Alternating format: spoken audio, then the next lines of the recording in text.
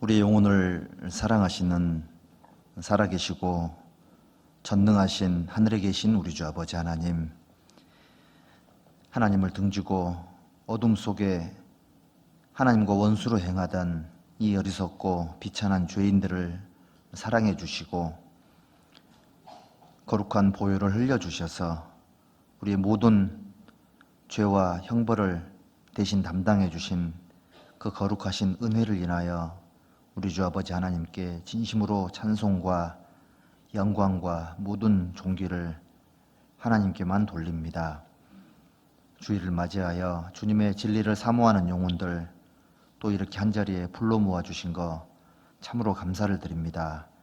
하나님의 은혜 앞에 함께 모인 이 소중한 시간, 모든 분들의 마음과 생각을 하나님께서 친히 주장하셔서 진리의 말씀으로 각 사람에게 필요한 하늘 양식으로 풍성히 또 배불리 채워주시기를 간절히 기도드립니다. 이 어둡고 탁한 세상을 살아가는 우리 모두에게 하나님의 거룩하신 말씀이 참으로 가장 큰 힘이 된다라는 것을 우리 모두가 알고 하나님께 고백합니다.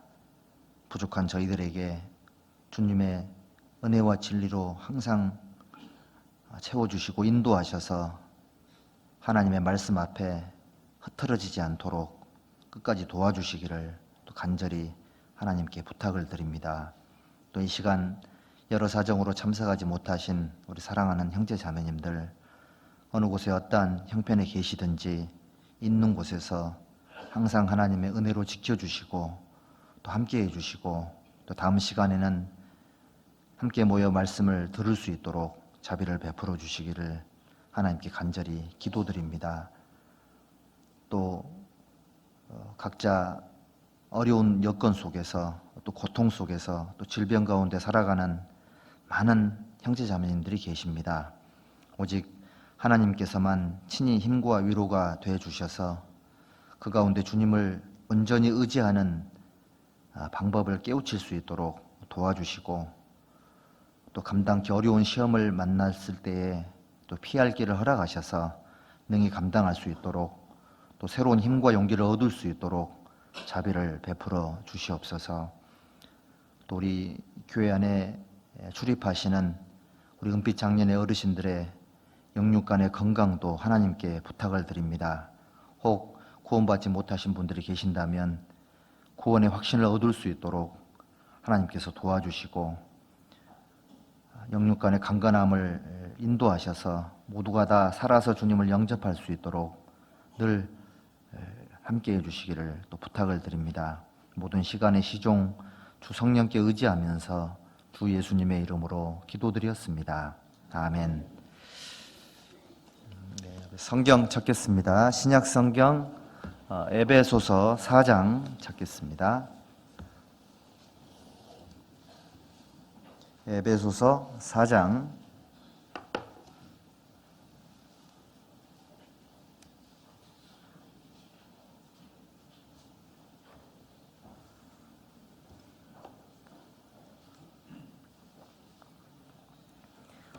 1절부터 3절까지 말씀을 우리 함께 읽겠습니다. 그러므로 주 안에서 갇힌 내가 너희를 권하노니 너희가 부르심을 입은 부름에 합당하게 행하여 모든 겸손과 온유로 하고 오래 참음으로 사랑 가운데서 서로 용납하고 평안에 매는 줄로 성령에 하나 되게 하신 것을 힘써 지키라. 네. 강당이 조금 쌀쌀합니까? 조금 추운 것 같기도 한데 어쨌든 조금 추우면 졸음은 조금 덜 거라는 생각이 듭니다. 피곤한 몸을 이끌고 또 오신 분도 계실 것이고 또 주님의 진리를 사모하는 마음으로 오신 분들도 계실 텐데 아무쪼록 성령께서 각 사람에게 필요한 은혜로 채워주시기를 바랍니다. 이제 완연한 봄이 된 것 같습니다. 약간 좀 소심한 꽃샘추위가 며칠 있었습니다. 근데 잠깐의 추위도 이제 곧 지나게 될 것 같고 이제 완연한 봄이 되었는데 봄에 걸맞는 신앙생활이 되었으면 좋겠습니다. 겨울은 추위를 상징하고 약간 조금 움츠러드는 그런 시간들이 이제 겨울에 이루어지는데요. 봄이 되었기 때문에 움츠렸던 마음들 또 위축됐던 하나님 앞에 여러 가지 것들을 봄에 걸맞게 따뜻하게 또 활기차게 또 새로운 싹이 나오고 꽃이 피죠. 꽃이 피지 않으면 열매가 맺기가 어렵습니다. 그래서 포도원을 허는 작은 여우를 잡으라고 성경에 기록이 되어 있죠. 꽃이 피었는데 꽃이 제대로 이렇게 보존이 되지 않으면 열매를 맺을 수가 없습니다. 근데 이제 꽃 자체는 열매가 아니기 때문에 새싹이 나오고 꽃이 피었을 때 관리를 잘 해야지만 가을에 풍성한 열매를 맺을 수가 있습니다. 겨우내 축적됐던 에너지들을 봄에 새로운 생명으로 싹 틔우시는 하나님의 섭리를 따라서 우리의 삶도 봄에 맞게 새롭게 이렇게 재단장을 할 필요가 있겠다라는 생각이 듭니다. 집도 좀 대청소도 좀 하시고 옷장도 좀 정리하시고 또 필요하면 새 옷도 좀 사 입으시고 여기 우리 알뜰 매장에 옷이 많습니다. 그래서 새로운 어떤 그 몸과 마음으로 하나님 앞에 신앙생활을 했으면 좋겠다라는 생각이 듭니다. 지난번에 믿음의 교제를 위해서 필요한 여러 가지 것들을 말씀을 드렸는데 생각나시죠?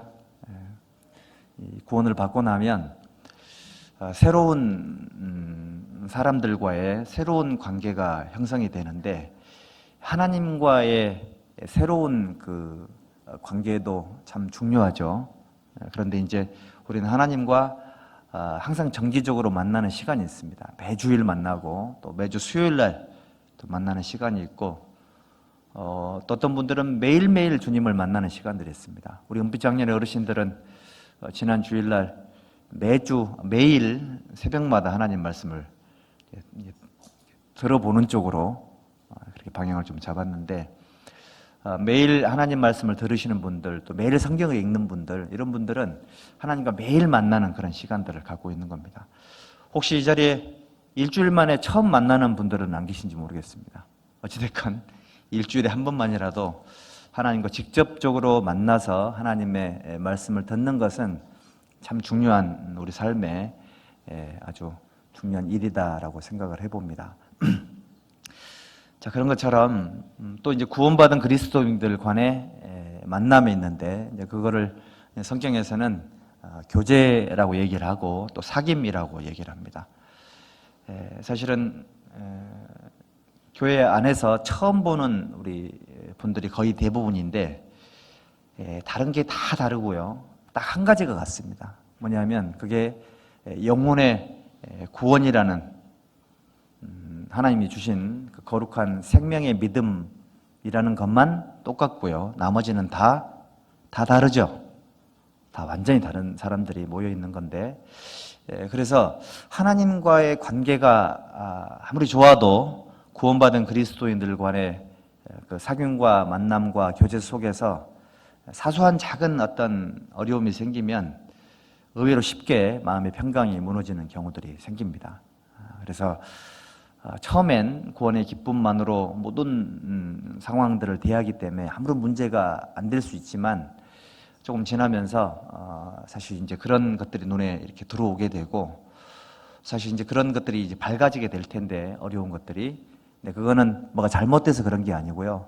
모든 그리스도인들이 반드시 누구나 한 번은 다 거쳐야 되고 통과를 해야 될 그런 과정이 되는 겁니다.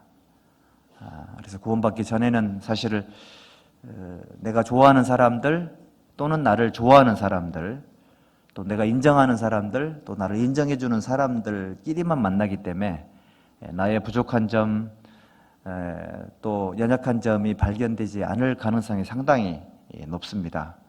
그런데 구원을 받고 교회 안에 들어오면 내가 정말 이 정도였나 라는 생각이 들 정도로 자기 자신의 부족한 것들이 노출이 되는 시간들이 되게 많아질 텐데, 이럴 때 이제 당황하지 않고 그 상황 속에서 하나님 앞에 자기 자신을 정확하게 들여다볼 수 있는 그런 지혜를 잘 배우면, 또 잘 훈련하면, 그것이 구원받은 형제 자매들 안에서 정말 하나님이 원하는 교제가 뭔지를 알게 하는 겁니다. 믿음의 교제가 그리스도 안에 있는 선을 알게 한다라고 하나님 말씀을 하셨는데, 믿음의 교제를 통해서 하나님이 주시는 새로운 은혜들이 따로 있는 겁니다. 그래서 구원받은 형제 자매들과의 그 만남과 사귐, 교제, 이거는 하나님 말씀 그 다음으로 중요한 그런 어떤 아주 중요한 생명에 속한 하나님의 은혜다라는 것을 잊지 말아야 됩니다. 벌써 주무시는 분 안 계시죠? 어떤 교회에서 이제 저 뒤에 앉아 계신 분이 자꾸 이렇게 주무시고 그래가지고 목사님 막 혼을 냈답니다. 매 주일마다 그렇게 주무시냐고.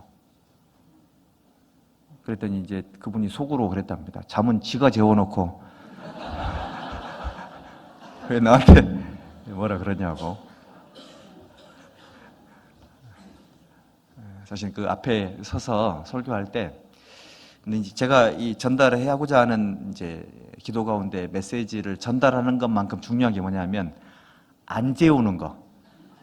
이게 정말 이게 아주 힘든 일 중에 하나입니다.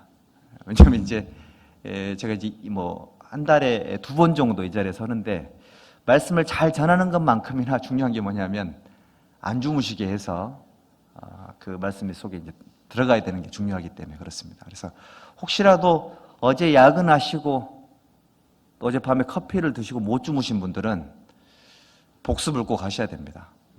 사실 성경이, 하나님 말씀이 예습 자체가 정말 어려운 그런 내용들이 있기 때문에, 또 설교의 내용은 또 다릅니다. 설교의 내용은 하나님 말씀을 풀어서 설명하는 것입니다. 설교도 이제 강해 설교가 있고 주제 설교가 있는데, 제가 지금은 계속 이제 주제 설교를 하고 있잖아요. 근데 그 주제가 또 내 삶에 해당이 될 수도 있고 안 될 수도 있습니다. 해당되는 거는 그날 말씀이 너무 좋은 거예요. 해당이 안 되면 주무시는 겁니다. 근데 이제 신앙이 성장한다는 얘기는 그날 어떤 주제로 하나님이 어떤 말씀을 하시든 간에 기도하는 가운데 듣다 보면 나중에 반드시 유익이 된다라는 어떤 것들을 우리 경험하게 되거든요. 그래서 피곤하신 분들이 계시긴 하겠지만 들었던 말씀들을 복습을 좀 잘 하셨으면 좋겠습니다. 복습을 쭉 하다 보면 이제 그게 이제 묵상이 되고, 묵상이 된 내용들이 생활 속에 적용이 되면 그 지혜가 되는 거예요. 그 지혜를 적재적소에 잘 사용하는 게 명철입니다. 그래서 잠언을 읽어보면 지혜로운 사람, 명철한 사람, 그런 사람이 되고 싶은 마음이 있으시잖아요. 네, 그런 것들이 말씀을 통해서 내 속에 들어온 것들이 이제 적용되는 것들이니까 이제 오늘 이제 그런 내용들을 생각을 하시고 말씀을 들었으면 좋겠습니다. 그래서 제가 지난번에 9가지 정도를 말씀을 드렸습니다. 뭘 말씀을 드렸냐면, 믿음의 교제를 위해서 처음 구원받고 교회 안에 들어와서 형제자매들을 만날 때, 대할 때, 간증을 들을 때, 또는 자기를 소개할 때, 함께 봉사할 때, 함께 뭔가를 할 때에 반드시 요거를 익혀야지만 원활한 교제가 이루어집니다. 첫 번째 뭘 말씀드렸냐면, 형제자매들을 대할 때는 항상 마음에 진실해야 된다, 이거 얘기했습니다.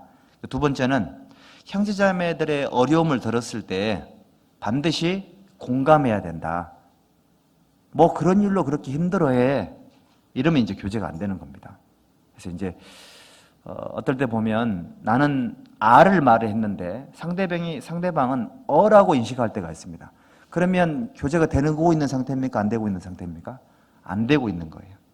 그럼 이제 가슴이 답답해지죠. 그런 게 계속 쌓이면 교제가 안 됩니다. 그래서 정말 다른 사람들이 모여있기 때문에 형제자매들이 생각하는 상황 인식이라든지 또는 어떤 그런 표현의 방식이라든지 그런 것들에 대해서 충분히 공감하지 않으면 상대방 이해가 안 되게 되기 때문에 교제가 안 되게 되는 겁니다. 그리고 세 번째는 이 형제자매들을 만나서 교제를 할 때는 반드시 옳고 그른 것을 따지지 말고 항상 불쌍히 여기는 마음으로 대해야 됩니다. 그래야지만 교제가 되게 돼 있습니다. 그리고 네 번째는 우리 형제자매들은 서로가 서로에게 도움을 주고받는 관계다라는 것을 반드시 알아야 됩니다. 구원받지 않은 사람에게는 일방적으로 우리가 이제 선을 베풀잖아요. 하지만 구원받은 저희들은 서로 사귀기 위해서 반드시 도움을 줄 수 있어야 되고 도움도 잘 받아야 돼요. 주고받는 것을 잘해야 됩니다. 정말 그렇습니다. 이제 저도 구원을 받고 나서 그 병원에 이제 입원한 적이 있었는데, 그런데 수요일 날 병원에 이렇게 있는데요. 말씀을 끝나고 이제 밤이었는데 그 늦은 시간에 그 형제자매님들이 이제 병원에 오셨습니다. 근데 이제 그런 경험이 한 번도 없었기 때문에 이제 이 시간에 나를 위해서, 사실 구원받은 지 얼마 되지도 않았고 나를 잘 모르는 분들일 텐데 그 선한 방문이 저에게는 큰 충격이었습니다. 큰 충격이었고 한 번도 그런 어떤 그런 것들을 경험하지 못했기 때문에 이 형제자매들의 이 방문이, 그 신방이 나에게 이 정도 힘이 된다라는 것을 그때 처음 알았거든요. 그러다 보니까 누가 이제 병원에 입원했다거나 또는 상을 당했다거나 이런 일이 생기면은 반드시 방문을 해야 되겠다, 이런 마음이 생겼거든요. 그러니까 도움을 잘 주고 또 받아야 돼요. 일방적으로 도움만 주고 받지 않으면은 이거 조금 안 좋거든요. 그러니까 도움을 주고받는 게 정말 중요합니다. 그래서 우리 구역에 구역장님들 계시죠? 이제 그분들은 나에게 도움을 많이 주죠. 그럼 나는 어떻게 그분들을 도와야 될까요? 가끔씩 돼지국밥이라도 한 그릇 사주면 좋습니다. 도움을 주고받는 것을 잘해야지만 교제가 좋아져요. 이게 중요합니다. 그리고 이제 구원을 받고 나서 교제를 할 때에 혹시라도 상대방을 알아가다 보면 치명적인 그런 죄를 짓고 있는 경우들이 있습니다. 예를 들어서 구원을 받았음에도 불구하고 그리스도인들이 짓지 말아야 될 죄를 여전히 갖고 있는 경우가 있을 수 있거든요. 그럴 수 있겠죠. 그런 죄를 짓고 있는 걸 보면 어떻게 해야 될까요? 그거를 사랑 어린 충고로 할 수 있을 만큼 그 사람하고 친해져야 돼요. 그래서 면책이 숨은 사랑보다 낫다라고 말씀을 하셨습니다. 근데 이제 이 경우는 아주 고도의 기술이라 신뢰하지 않은 상태에서 만약에 그런 지적을 하면 오히려 이제 관계가 악화될 수 있습니다. 그래서 형제 자매님들에게, 구원받은 그리스도인들에게 일어나지 말아야 될 또는 갖고 있지 말아야 될 숨은 죄가 있거나 습관적인 죄가 발견이 된다면 그거를 내가 사랑으로 말할 수 있을 만큼 충성돼야 되고 상대방에게 또 그런 신뢰감을 줘야 됩니다. 그래야지만 교제가 건강해지는 거예요. 그리고 믿음의 교제를 위해서는 항상 겸손함이 필요합니다. 기본적으로요, 형제자매를 만날 때는 호기심으로 접근하면 안 돼요. 어떤 분들, 그런 분이 선천적으로 호기심이 좀 타고나가지고요, 그 형제자매가 어떻게 구원을 받았나 이거보다는 어떻게 생겼냐, 뭐 하는 사람이냐, 어디 사냐, 나이는 몇 살이냐, 이런 게 관심이 많은 분들이 있을 수 있습니다. 호기심은 죄입니다. 하와가 호기심이 많은 사람 쪽에 속했거든요. 아담과 상관없이 혼자 에덴 동산 선악과 아래에 가 있을 필요가 없었거든요, 사실은요. 혼자 호기심 때문에 가가지고 문제가 생긴 거니까. 형제자매들을 대할 때 호기심이 아닌 호기심으로 접근하면 하나님이 알게 하시는 것보다 더 알아지는 거 있을 수 있습니다. 하나님이 가르쳐 주는 것도 있고요, 마귀가 가르치는 것도 있는 겁니다. 그래서 내가 알지 말아야 될 형제자매들의 정보를 필요 없이 알아가지고 순수한 마음으로 사람을 보지 않고 육신적인 마음으로 봐서 그런 시각으로 형제자매를 사귀면 자기에게 결코 도움이 안 됩니다. 그렇기 때문에 정말 겸손해야 되고 형제자매를 대할 때 항상 호기심이 아닌 나에게 없는 장점이 이분에게 뭐가 있는지 이거를 살필 수 있어야 됩니다. 그리고 믿음의 교제를 위해서는 태도 자체가 공손해야 돼요. 기본적으로. 그래서 친절하게 좀 대하려고 하는 그런 노력이 필요합니다. 그런 노력이 필요하고 이제 우리 인사를 할 때나 또는 악수를 할 때도 진심을 담아서 가는 것이 정말 필요하다는 생각이 듭니다. 서양 사람들은 허그를 하죠, 허그. 조금 덜 친하면 악수하고요. 정말 친하면 허그를 하거든요. 근데 제가 이제 라스베가스 교회 봉사회장님이 키가 2m가 넘으세요. 근데 이제 제가 얘기를 들었습니다. 그분을 만나기 전에 어떤 교육을 받았냐면 손에 힘이 센 분이니까 아마 손을 잡고 엄청나게 흔들 거라고 트럼프처럼 얘기를 들었거든요. 제가 이제 마음에 각오를 하고 보면 손을 꽉 잡으려고 생각을 했거든요. 근데 제가 먼저 잡혔습니다. 손이 저희 2배가 돼가지고요. 꽉 잡혀가지고 이걸 빼지 못할 정도로 손이 크시더라고요. 근데 이제 그분이 손도 잡아줄 뿐더러 이렇게 안아주시더라고. 이제 키가 너무 커가지고 폭 안겼습니다, 제가. 근데 그때 그 인사가 지금도 기억에 남아요. 정말 그렇다는 생각이 듭니다. 그래서 형제님들끼리 만나면 이제 악수하죠. 그게 그냥 형식적인 게 아니고요. 악수라는 말의 서양적인 의미는 내 손에 당신을 공격할 만한 무기를 갖지 않았다는 그런 뜻을 갖고 있다고 합니다. 악수는 친절과 공손을 상징하는 거니까 그런 마음으로 마음을 전달하는 그런 시간을 갖는 게 필요하고요. 그리고 정말 교제를 할 때는 비밀을 유지해야 됩니다. 그래서 우리 은연 중에 이제 그럴 수 있습니다. 그래서 오른손이 한 일을 왼손이 알면 될까요, 모를까요? 오른손이 하는 일을 왼손이 모르게 하라 그랬죠. 이런 훈련이 필요해요. 오른손이 하는 일을 왼손도 알고 다른 사람 손도 알고 이러면요, 이제 그 사람은 경계할 수 있습니다. 그래서 형제님들 제 얘기 잘 들어보세요.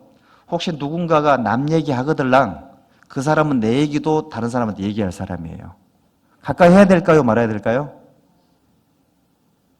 다시 한번 얘기해봐요. 누가 나한테 남 얘기를 하는 형제자매가 있으면 그 형제자매는 내 얘기도 남한테 할 사람이라고 아니라고요? 할 사람이라고요. 그러니까 결론이 뭐예요? 남 얘기 하지 말아야 될 뿐더러 그거 하는 사람을 조심하세요.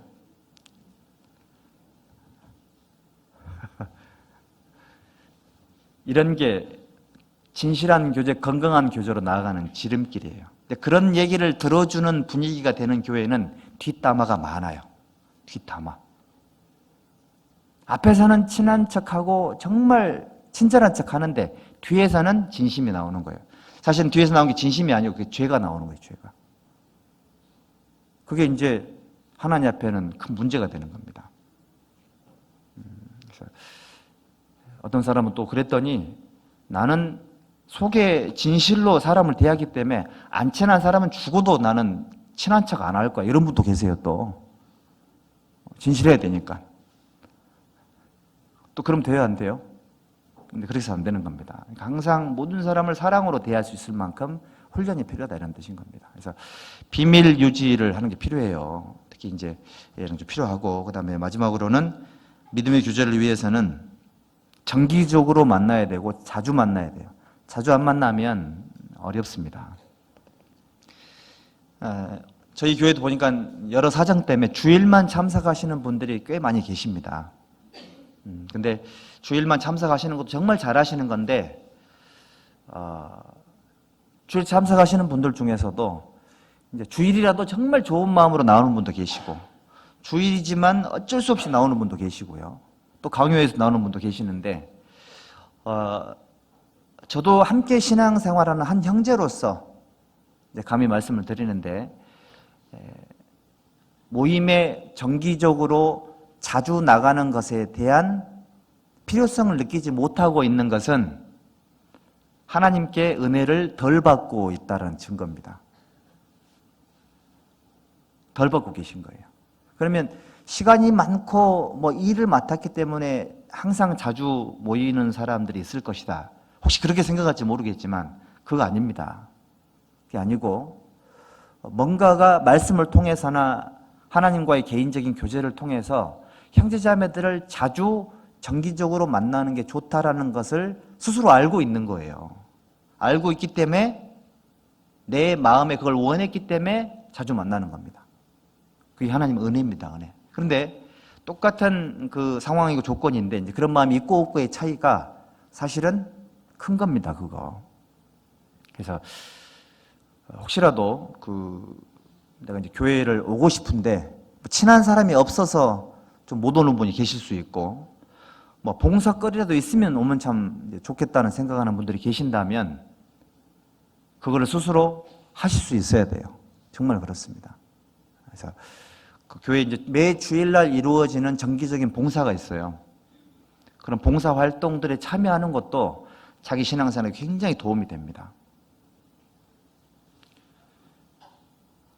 지금 제가 이제 우리 전사님하고 같이 교회에 이제 봉사하지 않는 형제자매들의 명단을 엊그제 정리를 다 했습니다. 리스트가 제 손에 딱 들어왔습니다, 지금. 그래서 모르겠습니다. 강제적으로 노래를 시킬 수도 있습니다. 여기 저녁에 서가지고. 혹시 이제 전사님 통해 연락이 가거들랑 못 이긴 척 하십시오. 찬양대라 하라고 하면 못 이긴 척 하세요. 도움이 됩니다. 그리고 일단 안 되겠거들랑 한 달이라도 해보세요. 한 달이라도. 많이 달라집니다. 아무것도 안 하는 것보다 시도하는 거는 정말 잘하는 거거든요. 그렇게 해서 뭔가 내가 정기적으로 형제자매들을 만나고 뭔가를 할 수 있는 여건이 된다면 그건 정말 잘하는 거거든요. 그래서 이제 전화 갈 겁니다. 뭐 오늘 전화번호 바꾸는 분 없겠죠. 그래서 이렇게 해서 왜냐하면 그게 좋아요. 정말 좋거든요. 어떤 분들은 또 하나님의 관계도 소중하지만 형제자매들의 그 도움 덕분에 교제를 또 열심히 나누는 분도 계시거든요. 그런 부분이 있기 때문에 형제자매들 간의 그 믿음의 교제가 참 중요하다는 걸 좀 저번에 말씀을 드렸고요. 자, 오늘은 이어서 뭘 말씀드리고 싶냐면 하나님께서는 형제자매들이 서로 사귀고 교제를 하잖아요. 목적이 있습니다. 목적이. 그 목적은 하나로 만들기 위해서 그렇게 하는 겁니다. 읽은 말씀이 이제 그 말씀이거든요. 그러니까 에베소서 1장부터 3장까지는 이제 어떻게 하면 구원을 받는지를 얘기를 하는 거고 교리적인 거. 4장부터는 이제 생활을 얘기하는 건데 구원을 받은 그리스도인들이 염두에 될 첫 번째가 뭐냐면 교제를 통해서 하나가 되는 것이 얼마나 중요하다는 걸 깨달아야 돼요. 형제자매들 사귐을 통해서 우리는 하나로 나아가야 됩니다. 하나가 돼야지만 에베소서 6장의 영적인 전투를 치를 수가 있는 겁니다. 사실 이스라엘 민족이 400년 동안 노예 생활을 했잖아요. 애굽에서. 그 다음에 40년 광야 생활 동안 훈련을 받았습니다. 노예들이 뭘로 바뀌었습니까? 가나안 정복 전쟁을 치를 수 있는 군인들로 바뀌었습니다. 그게 40년 훈련 기간이거든요. 종들이 군인으로 바뀌는 과정, 훈련이 있었던 겁니다. 우리 그리스도인들도 구원받기 전에는 나 자신이 왕이었고 자기 중심으로 모든 삶을 살았는데 구원받은 이후에는 이제 바뀌어야 됩니다. 이게 어떻게 바뀌어야 되냐면 하나님이라는 예수님이라는 구심점을 중심으로 해서 말씀이라는 어떤 구심점을 중심으로 해서 하나가 되는 훈련을 하는 것이 바로 이스라엘 민족이 훈련했던 광야 40년과 비슷한 거예요. 이게 너무너무 중요한 비밀인 겁니다. 우리 에베소서 2장을 한번 보실랍니까? 2장 19절 2장 19절에 그러므로 이제부터 너희가 외인도 아니요 손도 아니요 오직 성도들과 동일한 시민이요 하나님의 권속이라 너희는 사도들과 선지자들의 터 위에 세우심을 입은 자라 그리스도 예수께서 친히 모퉁이 돌이 되셨느니라. 그 안에서 건물마다 서로 연결하여 주 안에서 성전이 되어가고 너희도 성령 안에서 하나님의 거하실 처소가 되기 위하여 예수 안에서 함께 지어져 가느니라. 그리고 3장 1절에 보시면 이러함으로 그리스도 예수의 일로 너희 이방을 위하여 갇힌 자 된 나 바울은 너희를 위하여 내게 주신 하나님의 그 은혜의 경륜을 너희가 들었을 터이라. 곧 계시로 내게 비밀을 알게 하신 것은, 이 비밀이라 그랬죠. 그러니까 이 바울 사도가 이제 뭘 깨달았냐면, 구원받은 형제 자매님들이 교제가 중요하다라는 것은 하나님의 비밀인 거고, 교제가 왜 하나님의 비밀이냐면, 구원받은 그리스도인들의 교제를 통해서 하나가 됐을 때, 하나가 된다는 의미가 뭐냐면 하나님의 성전으로 함께 지어져가는 과정 속에 있는 거다. 이걸 깨달은 겁니다. 단순히 만나서 차 마시고 밥 먹고 대화하는 그 정도 개념이 아니라, 구원받은 그리스도인들이 하나가 되는 것은 하나님이 거하실 처소, 성전이죠. 성전이 지어져가는 과정 속에 있는 거다. 이걸 안 거예요. 여러분들, 이 건물을 짓기 위해서는 건축 자재가 필요해요. 그렇죠? 근데 이 건축 자재가 있잖아요. 만약에 마당에 그냥 자재별로 쭉 쌓여 있으면 이건 건물이 아니에요. 이 건축 자재가 있어야 될 위치에 적절하게 건축가에 의해서 그 자리를 가 있을 때에 건물이 되는 겁니다. 교제는 교제의 중요성을 모르거나 하나됨의 중요성을 모르는 것은 그냥 마당에 홀로 있는 건축 자재와 같아요. 의미가 없는 거예요. 그래서 하나가 됨의 중요성을 깨닫는 사람, 교제의 중요성을 깨달은 사람은 건축 자재가 건물 속에 들어오는 어떤 것의 의미를 이해하는 사람인 거다. 바울이 이제 그걸 말을 하고 있는 겁니다. 왜 그래야 되냐면 19절에 답이 있죠. 구원을 받은 그리스도인들은 오직 성도들과 동일한 시민이요, 하나님의 뭐라 그랬죠? 권속이라 했죠. 권속. 하나님의 권속이란 말은 하나님의 가족이다 이런 뜻인 겁니다. 패밀리 개념이다 이런 뜻이죠. 구원을 받고 나서는 하나님 안에 새로운 가족 관계가 형성이 됐는데, 새로운 가족 관계가 형성이 됐기 때문에 서로 자리를 잡아가야 돼요. 자리를 잡아가야 됩니다. 함께 살았던 가족들도요, 한 5년, 10년 떨어져 있다가 다시 살잖아요. 그러면 다시 또 자리를, 서로 간에 그런 미묘한 자리를 잡는 데 시간이 또 걸려요. 결혼을 해서 부부들도 서로 익숙해지고 자리를 잡으려면 시간이 좀 걸리거든요. 하다못해 회사를 출근해도 마찬가지죠. 그걸 우리는 적응 기간이라고 얘기를 합니다. 근데 우리 그리스도인들은 적응 기간 정도가 아니라 하나님의 가족이 됐기 때문에 하나님의 가족으로서 내가 어떤 위치에서 어떤 역할을 해야 되는 거냐, 그거를 알아가는 과정이 바로 교제인 것이고, 그 교제의 의미를 깨달았을 때 하나됨의 의미를 이해할 수 있다 이런 뜻인 겁니다. 하나님은 이방인과 유대인들을 구원하셔서 새로운 한 가족을 만들었습니다. 근데 아시다시피 유대인들은 이방인들을 짐승 취급합니다. 유대인들은 나는 이방인으로 태어나지 않은 걸 감사합니다. 나는 종으로 태어나지 않는 걸 감사합니다. 나는 여자로 태어나지 않은 걸 감사합니다. 이 유대인들이 세 가지 감사는 기도입니다. 좀 웃기죠? 그래서 이방인들이 유대인들을 그렇게 싫어하는 거예요. 요즘 반유대주의가 아주 극성을 부리고 있잖아요. 그러니까 서로 완전히 극단적인 상황 속에 있는 사람들끼리 살고 있다가 구원을 받아서 새로운 어떤 관계 속에 성전으로 지어져 가고 함께하는 속에서 하나님의 가족이 강제적으로 됐고, 또 뭔가 목적을 위해서 뭔가 하나 되는 과정 속에 있는 것이 결코 쉬운 일이 아니다는 겁니다. 근데 그 쉬운 일이 아닌 것을 행했을 때 이건 하나님 앞에 어마어마한 시너지 효과를 발휘할 수 있는 에너지가 되는 겁니다. 왜냐하면 하나님은 하나님의 가족들을 통해서 하나님의 일을 하시기 때문에 그래요. 하나님께서 속히 사단을 너희 발 아래서, 구원받은 그리스도인들 안에서, 예수님과 함께 가족 관계가 된 성도들 안에서 사단을 너희 발 아래서 상하게 하시리라. 이 하나님의 방법의 방법. 하나님은 한 사람 한 사람을 구원받게 하실 때 반드시 먼저 구원받은 하나된 교제의 의미를 깨달은 그런 사람들을 사용해서 하나님 일을 하시기 때문에 그래요. 이 하나님의 방법인 겁니다. 그렇기 때문에 구원을 받고 나서 하나됨의 중요성을 복음 깨닫듯이 깨달아야 돼요.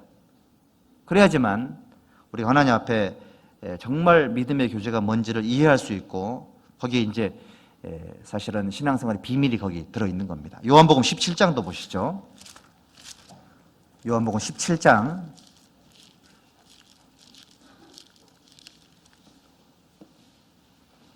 21절.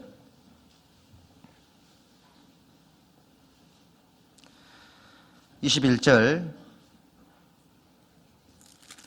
22절 함께 읽어보겠습니다.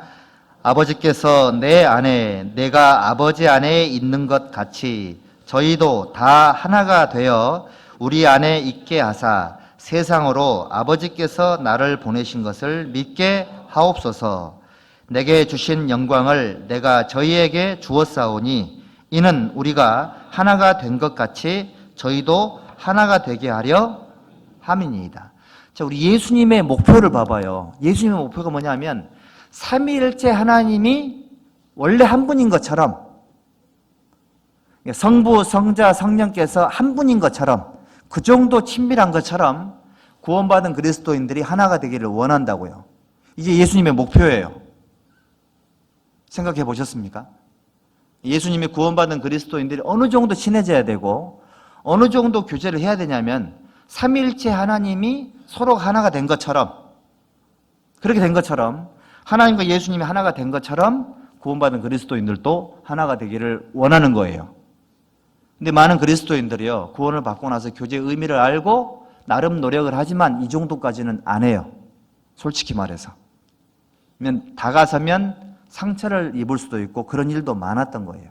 근데 어쨌든 하나님은 그렇게 말씀하십니다. 아버지가 내가 하나인 것처럼 구원받은 그리스도인들은 그 정도로 친해야 되고 그 정도로 교제를 해야 되고 그 정도로 서로 사랑해야 될 것이 바로 하나님의 목표 기준인 거예요. 결혼을 하면 남편은 아내와의 관계를 어느 정도까지 할 거냐, 어느 정도 사랑을 할 거냐 목표를 세우잖아요. 목표를 세우고 결혼을 합니다. 사랑은 항상 자기가 원하는 만큼의 친밀함을 목표로 사랑을 하게 돼 있습니다. 그런 것처럼 우리 형제자매님들, 형제자매들 간의 교제에 어느 정도까지 해야 되냐면 아버지와 예수님이 하나가 된 것처럼 그 정도까지 하셔야 돼요. 산이 좀 높죠?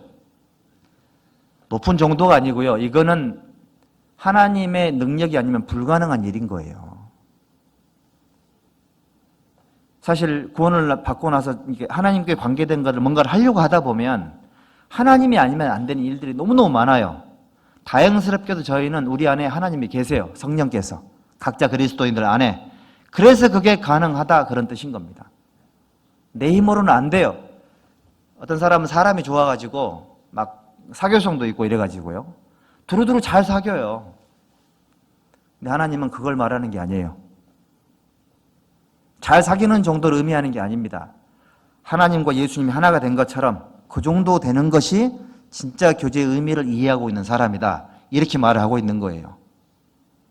그러니까 기준 자체가 너무너무 다르다는 걸 우리가 알아야 됩니다. 그렇기 때문에 믿음의 교제를 위해서, 선한 교제를 위해서는 반드시 하나님의 능력이 필요해요.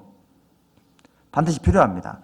빌립보서 2장 보십시오. 빌립보서 2장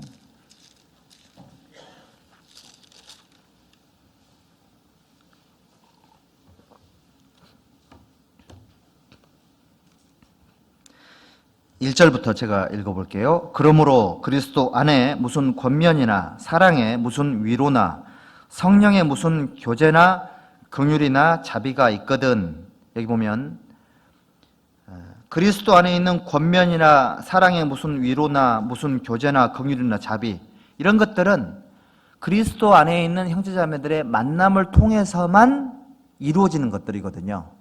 어떻게 되냐면 2절에 마음을 같이하여 같은 사랑을 가지고 뜻을 합하여 한 마음을 품어, 이게 4번이나 마음을 같이해라, 같은 사랑을 가져라, 뜻을 합해라, 한 마음을 품어라, 4번이나 하나됨의 중요성을 얘기하고 있잖아요. 근데 에베소 교회는 대형 교회였고요, 빌립보 교회는 비교적 작은 교회였거든요. 그런데 빌립보 교회는 교제를 정말 잘 나누는 그런 교회였습니다. 그런 교회에게 하나님 말씀하십니다. 하나가 되는 것은 같이 하는 거고, 하나가 되는 것은 마음과 뜻과 행함과 교제를 같은 마음으로 행했을 때 진짜 하나가 되는 거다. 이거 얘기하고 있는 겁니다.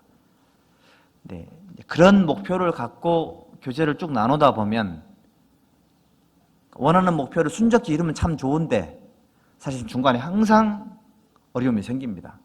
반드시 생기게 돼 있습니다. 그래서 여기 이런 말씀이 있죠. 3절 아무 일에든지 다툼이나 허영으로 하지 말고 그랬죠. 그러니까 다툼이나 허영으로 하는 경우가 있기 때문에 이런 얘기를 한 거고요. 다툼이나 허영으로 하게 되면 반드시 하나가 되는 목표를 갖고 했다 할지라도 아무리 목표가 선해도요, 방법이 잘못되면 결과가 선하지가 않습니다.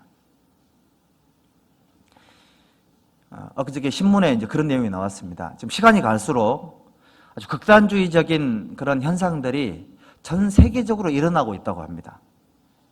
대표적인 예가 트럼프가 추구하는 게 아주 극우주의잖아요. 자기 국가의 유익을 위해서는 수단과 방법을 가리지 않는 게 바로 극단주의적인 극우 어떤 사상이거든요. 그러니까 이게요, 거기만 있는 게 아니에요. 우리나라 정치하는 거 보면 이제 완전히 극단적으로 치닫잖아요. 그러니까 목표 성취를 위해서는 수단과 방법이 선하지 않아도 누구에게 어떤 해가 되고 고통을 준다 할지라도 그거를 전혀 개의치 않는 그런 흐름이 좀 세계적인 현상이에요. 느껴지시죠? 여기에 우리가 물들 수 있습니다. 우리 그리스도인들은 아무리 목적과 방법이 선하다 할지라도, 목적이 선하다 할지라도 방법 또한 수단과 방법을 가리지 않고 막 그렇게 해서는 안 되는 겁니다. 구원받은 그리스도인들이 하나가 되기 위한 건 정말 중요한 건데 다툼이나 허영이라는 방법을 사용해서는 교제가 깨지게 되어 있습니다. 그거를 경계하고 있는 거예요. 그러니까 목표가 선해도요, 정말 형제자매들하고 친하고 싶고 사실 다 이제 그런 마음을 갖고 있습니다. 예수님과 하나님이 하나가 되신 것처럼 우리도 하나가 되고 싶은 마음이 간절할 텐데 그러함에도 불구하고 그렇지 못한 경우들이 생겨요. 반드시 생깁니다. 생겨야 됩니다. 그래야지만 배우는 게 많아져요. 아담이 범죄한 이후에 우리가 뭘 알아야 되냐면 육신적인 것이든 영적인 것이든 반드시 얼굴에 땀을 흘려야지만 먹을 게 생기게 돼 있습니다. 일을 해야지만 육신적인 먹을 것이 생기는 것처럼 영적인 것들도요, 영적인 깨달음, 신앙생활 속의 지혜들도 반드시 고난, 실패, 좌절, 갈등 이런 것들을 건강하게 통과를 해야지만 신령한 것들이 깨우쳐져요. 반드시 그렇게 되어 있습니다. 그래서 다툼이나 허영으로 하지 말고 이 말씀 속에 우리가 이제 신앙생활하는 과정 속에 의외로 이 시도는 참 좋았는데 중간에 그게 어떤 어려움 때문에 서로서로의 교제가 깨진 상태로 또는 하나됨의 시도가 멈춰진 상태로 10년, 20년 가는 경우도 많이 봤습니다. 나오는데 마음은 냉랭한 경우가 여기 해당될 수 있습니다. 충분히 그럴 수 있거든요. 근데 하나님은 이런 거 있습니다, 여러분들. 하나님 편에서도요, 우리 형제자매들을 정말 하나님 사랑하시고 구원받은 그리스도인들을 너무너무 소중하게 여기시지만 하나님께서 우리 그리스도인들이 문제가 생기고 어려움이 생겼을 때 하나님도 이해는 하시지만 용납을 못 하시는 경우들이 있습니다. 이해도 되고 용납도 되면 참 좋겠지만 하나님이 이해를 하시지만 용납이 안 되는 경우가 있을 수 있습니다. 구원을 받고 나서 하나님에 대한 노력을 포기하고 계신 분들, 교제 속에 뭔가 상처를 받고 회복이 안 되시는 분들, 하나님 그거 다 이해하십니다. 다 이해하시지만 그 상태로 계속 가는 거 하나님 원하지 않습니다. 용납하지 않는다고요. 거기에 멈춰 계시면 안 돼요. 거기 멈춰 있으면 더 이상 성장에 지금 되지 않고 멈춰 계신 거예요. 뛰어넘어야 됩니다. 내가 하나님을 의지하고 적군에 달리며 내 하나님을 의뢰하고 담을 뛰어넘나이다. 뛰어넘는 것이 중요합니다. 하나님의 신앙생활 속에 장애물을 주신 이유는 거기 걸려서 엎어져 넘어지면 거기 주무셔라는 뜻이 아니에요. 엎어져서 넘어졌잖아요. 뭘 할 수 있을까요? 내가 이런 부분이 약한 사람이구나. 이걸 깨달아야 돼요. 그리고 또 그런 상황이 생기면 또 넘어질 수 있겠구나. 그걸 알아야 됩니다. 이때 상황이나 사람이나 외적인 것들에게 공격성을 띠면 아무것도 못 배워요. 반드시 자기 자신을 돌아봐야 됩니다. 돌아보고 그 상황을 뛰어넘을 수 있는 지혜를 하나님께 얻어야 돼요.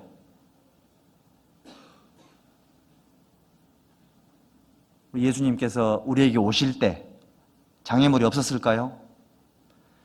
예수님이 성육실 하실 때 장애물이 없었겠냐고요. 장애물이 많죠. 십자가에 돌아가실 때까지도 장애물이 굉장히 많았습니다. 예수님의 공생의 기간은 갈등의 연속이었거든요. 계속 부딪히고 갈등이 생기고 계속 이게 뭔가 예수님에게는 뭔가 위로가 생기지 않고 병든 사람을 고치고 잠잘 겨를도 없이 식사할 겨를도 없이 밤낮을 수고를 하신 분이 바로 예수님이세요. 예수님이 장애물이 없었다고 생각하십니까? 예수님은 구원받은 그리스도인들에게도 정말 삶의 본이 되신 분이세요. 여기 형제자매님들, 누군가에 의해서 또 어떤 상황에 의해서 또는 내 안에 어떤 연약함 때문에 하나됨으로 나아가는 어떤 그 걸음이 멈춰 계신 분들, 하나님께 이거 언젠가는 빨리 좀 뛰어넘기를 원하실 겁니다. 그래서 제가 다 해당이 되지 않을 수는 있겠지만 아주 좀 일반적인 상황을 기초로 해서 형제자매들과의 교제를 나아가다가 문제가 생긴 경우에 관계가 깨진 경우에 이걸 어떻게 회복할 수 있는지를 성경을 중심으로 해서 몇 가지를 좀 정리를 좀 해봤습니다. 자, 먼저 야고보서 4장 한번 보십시오. 야고보서 4장.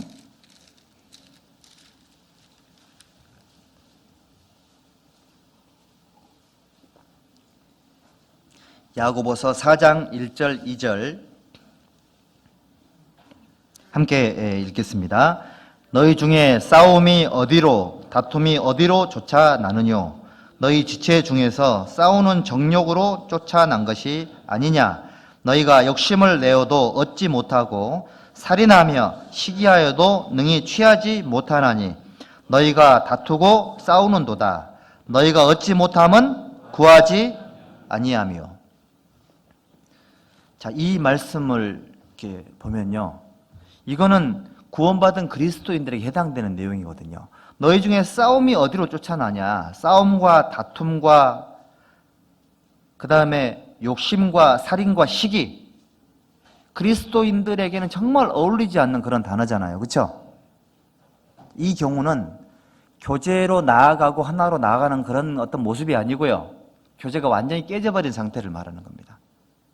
깨진 교제, 어떤 깨진 사귐, 무너진 어떤 그런 하나됨, 이랬을 때 제일 중요한 게 뭐냐면 원인 파악을 해야 됩니다. 원인 파악. 우리 형제자매님들은 모든 다툼과 갈등과 깨짐의 원인은 기도 부족이라는 것을 반드시 생각을 해야 돼요. 근데 우리는 이제 이런 습성이 있습니다. 문제가 생기면 항상 문제 원인을 다른 사람에게 찾아요. 아니면 세상에 찾고, 아니면 엉뚱한 곳에 찾습니다. 그래서 하는 말이 교회가 사랑이 없다고, 저 사람 때문이라고, 아니면 사회 탓이라고, 아니면 부모 탓이고 내가 자라온 환경 탓이라고, 이렇게 항상 원인을 다른 데 찾습니다. 그거 아닙니다, 여러분들. 내가 하나님 앞에 목표가 선했다면 그걸 위해서 기도하셔야 됩니다. 기도가 부족하면 조심성이 결여되고요, 배려하는 마음이 사라지게 되고, 항상 자기만 좋으면 그냥 좋게 느껴지는 겁니다. 자기가 좋은 교제가 좋은 교제가 아니고요, 참여하는 모든 사람이 다 은혜를 느끼는 게 좋은 교제다, 이런 뜻인 거예요. 기도가 없으면 조심하고 배려하고 생각하고 고민하는 시간이 그만큼 줄어들어요. 그러면 그 교제를 통해서 얻어질 유익들이 약화될 수 있습니다, 여러분들. 형제자매들과의 선한 목적으로 교제를 나아갈 때도 반드시 기도를 많이 하셔야 돼요. 성경이 말씀하고 있지 않습니까? 얻지 못함은 구하지 아니하며. 그러니까 모든 갈등의 원인은 기도 부족이다. 기도가 부족했기 때문에 이런 문제가 생기는 거다. 이렇게 말씀하십니다. 신중하셔야 돼요. 기도는 사람을 신중하게 만들고요. 기도는 사람에게 주의력을 올려줍니다. 기도는 사람에게 조심성을 갖게 해요. 기도는 사람을 생각하게 만들어줍니다. 모든 갈등의 원인은 조심성과 신중함과 주의력의 부족으로 말미암아 생기는 게 갈등이더라고요. 보니까요. 그렇기 때문에 항상 하나님께 기도해야 됩니다. 그래서 깨진 관계를 회복하기 위해서 가장 중요한 게 뭐냐면 사람에게 말하기 이전에 하나님께 먼저 기도하셔야 돼요. 이걸 제일 잘 실천한 사람이 다윗입니다. 시편 109편 4절에 보면 다윗이 말하기를 나는 사랑하나 저희는 도리어 나를 대적하니 나는 기도할 뿐이라. 너무너무 아름다운 말씀이죠. 나는 사랑하는데 상대방은 대적해요. 그때 어떻게 하라고요? 나는 기도할 뿐이라. 공격하지 않았죠? 방어하지 않았죠? 기도한 겁니다. 여러분들 형제자매들과의 문제가 생길 때, 교제하면서 갈등이 생길 때, 봉사부수하면서 문제가 생길 때 문제의 원인을 다른 데 찾지 마십시오. 기도가 부족했던 거예요. 그 사람을 충분히 이해할 만큼의 기도가 부족했던 거고 충분히 배려하지 못할 만큼 기도가 부족했던 거예요. 이렇게 생각하면 문제가 문제로 안 느껴집니다. 그래서 구원받은 그리스도인들은 항상 뭔가를 시작하기 전에 기도가 필요하다 이런 뜻인 겁니다. 우리 예수님이 새벽마다 기도를 했던 이유가 여기 있었던 거예요. 12제자를 세울 때도 간절히 기도하셨고 겟세마네 동산에서도 얼마나 많은 기도를 하셨냐고요. 매일 새벽 미명에 일어나서 기도하셨습니다. 그날의 일과를 위해서, 그날의 배려를 위해서, 그날의 만남과 사귐을 위해서 예수님이 그렇게 기도를 하셨습니다. 우리 식구들도 그런 기도의 의미를 깨닫는다면 기도를 해야 됩니다가 아니고 자동적으로 기도하게 됩니다. 기도할 수밖에 없게 돼야 됩니다. 근데 그 필요성을 못 느끼고 있다. 주변이 시끄러울 겁니다. 마음이 평강이 없으실 겁니다. 그리고 깨진 상태로 너무 오래 가다 보면 그게 최선이라고 착각할 수도 있습니다. 근데 그거 최선 아닙니다, 여러분들. 생각을 한다면 깨진 관계를 회복하기 위해서는 정말 하나님 앞에 기도하는 시간, 이 시간은 정말 많이 가져야 돼요. 그리고 하나님은요, 기도하지 않고 뭔가를 시작했잖아요. 그렇게 잘 되면 그게 더 큰 문제가 돼요. 그 사람은 평생 그렇게 살 겁니다. 그렇게 하는지 옳은 줄 알기 때문에. 그렇겠죠? 기도하지 않고 하나님 능력을 행하지 않고 잘 됐다. 누가 도와줬을까요? 하나님이 아니면 마귀가 도와준 겁니다. 마귀가 도와줘서 잘 되면 좋을까요? 처음에는 좋을지 몰라도 나중에는 모래가 입에 가득한 것처럼. 모래 잡숴보셨어요? 밥 먹다가 모래 씹히면 기분 좋습니까? 옛날에 성질을 고약한 어르신들은 밥상 날아가고 그랬답니다. 근데 어르신들은 젊은 사람들 그 나이는 돌도 씹어 먹을 나이라고. 나는 그때 아침으로 바위 파먹고 점심 때는 돌 먹고 간식으로 모래 먹었다고 이런 분도 계시는데 사실 모래가 입에 가득하면 이거는 건강에도 안 좋을 뿐더러 굉장히 사람이 불쾌하거든요. 우리 구원받은 그리스도인들이 하나님 앞에 기도하는 시간이 정말 필요하고요. 이 다윗이 형제 자매들과 문제가 생길 때 어떻게 했냐면은 하나님이여 내 입에 뭘 세우라고요? 파수꾼을 세우시고 아무 죄악의 나를 주장치 못하게 하소서. 대적하면 기도할 뿐이라고 얘기를 했고 대적하면 갈등이 생기면 내 입에 뭘 세우라고요? 파수꾼을 세우라고. 하나님께 말하는 건 죄가 안 됩니다. 하나님 나 누구 때문에 힘들어요. 누가 나를 싫어해요. 미워해요. 그런 건 하나님께 기도하는 거 괜찮아요. 반드시 하셔야 돼요. 근데 이게 문제가 뭐냐면 하나님께 해야 될 기도를 사람에게 하는 순간 문제가 되는 겁니다. 자매님들도 남편에게 모든 걸 털어놓는 건 참 좋은 건데 항상 염두에 두셔야 할 게 뭐냐면 남편은 하나님이 아니에요. 남편도 힘들어요. 형제님들 보면 정말 보면요 이제 마음이 짠합니다. 이 험한 세상에 처자식 먹여 살리려고 얼마나 많은 고생을 하냐고요. 근데 하나님 기도하지 않고 하루 종일 기다렸다가 이제 오는 남편 붙잡고 이렇게 속마음 털어놓으면 그게 지속적으로 이루어지면 서로 안 좋습니다. 그게 습관되면 기도 안 해요. 기도의 필요성을 못 느끼고, 왜냐하면 남편에게 다 쏟았으니까. 남편을 하나님 삼아서 다 말을 했기 때문에 하나님께 기도할 필요성을 못 느낍니다. 그러면 그때 하나님은 부부싸움을 반드시 하게 만들 겁니다. 그래야 돼요. 부부싸움이 일어나는 것도요, 하나님 기도하지 않기 때문에 부부싸움이 생긴다고 생각하면 딱 맞습니다. 만약에 그래도 너무 관계가 좋다, 이거 조금 이상한 커플입니다. 이 커플은. 우리 부부는 뭐 그렇게 돼서는 안 됩니다. 그렇기 때문에 이 다윗이 했던 것처럼 하나님께만 해야 될 내용들이 있는 겁니다. 여러분들, 대화를 많이 하는 건 좋지만 하나님께 기도했던 내용을 교제하는 건 참 좋아요. 하나님께 기도하지 않고 남편에게 모든 걸 다 쏟아놓는 거는 잘못된 거예요. 자매들끼리 친한 분들 계시죠? 전화하면 시간 잘 가죠? 요즘 우리 형제님들도 이렇게 대화하는 기술들이 늘어가지고요, 만나면 2-3시간 막 수다 떨다 갑니다. 우리도 그런 얘기 합니다. 자세한 얘기는 다음에 만나서 하자고. 우리 형제님들도. 어쨌든 대화를 하는 것 자체는 굉장히 좋은 건데 대신 선은 지키자고요. 하나님께 드려야 될 대화는 하나님께만 드리고, 드렸던 내용들의 만족을 얻었으면 은혜를 갖고 사람들에게 대하고요. 그건 해야 되겠죠. 그거 하지 않으면 깨진 관계로 오래 갑니다. 회복이 안 됩니다. 오히려 많은 분들이 기도의 우선순위를 모르고 교제의 우선순위를 몰라가지고 하나님께 해야 될 말을 사람에게 하는 경우가 너무너무 많더라고요. 그러면 말하는 사람도 문제가 된 거고요, 그걸 들어주는 사람도 하나님 노릇을 하신 거예요. 안 됩니다. 안 됩니다. 하나님이 딱 들어보면 이거는 내가 들을 만한 게 아니에요. 계속 들어야 될까요? 더 이상 들으면 안 돼요. 그때는 막 다른 소리 해야 됩니다. 완전 엉뚱한 소리 있잖아요. 말하는 사람이 이 사람 좀 정신이 이상한가? 이 정도 생각이 들도록 이렇게 완전히 이게 이 화제의 이 방향을 바꿔야 돼요. 대화의 방향을. 계속 듣고 있으면 안 됩니다. 그것이 지혜입니다. 지혜. 반드시 그렇게 하셔야 돼요. 다윗이 그걸 정말 잘했습니다.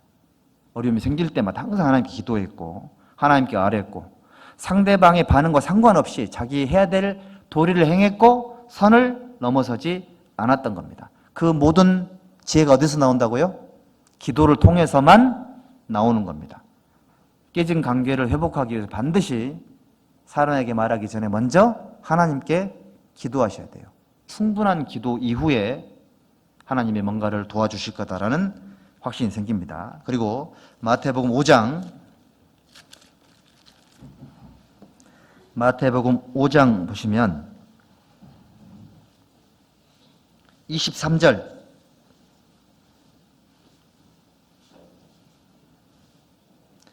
마태복음 5장 23절과 24절, 여기도 함께 읽읍시다.